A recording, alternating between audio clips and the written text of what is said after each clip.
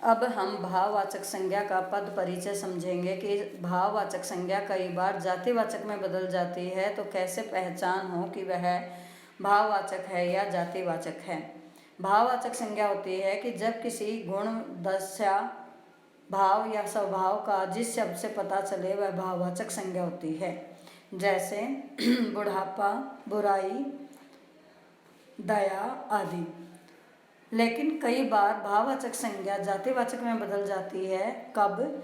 जब भाववाचक संज्ञा हम एक वचन में प्रयुक्त करते हैं तो वह भाववाचक ही रहती है, लेकिन अगर एक वचन की जगह अगर हम बहुवचन में प्रयुक्त करते हैं तो वही भाववाचक संज्ञा जातिवाचक में बदल जाती है। जैसे दो उदाहरण देकर यहाँ हम समझेंगे। पहला उदाहरण, मानव के बीच की दूरियां बढ़ रही हैं। दूरियां यहाँ दूरी भाववाचक है, लेकिन दूरियां बहुवचन में प्रयुक्त हुई है, तो दूरी भाववाचक है, दूरियां जातिवाचक है। तो इसका पद परिचय होगा जातिवाचक संज्ञा एक वचन, स्त्रीलिंग और कर्म कारक। क्या बढ़ रही है? दूरियां।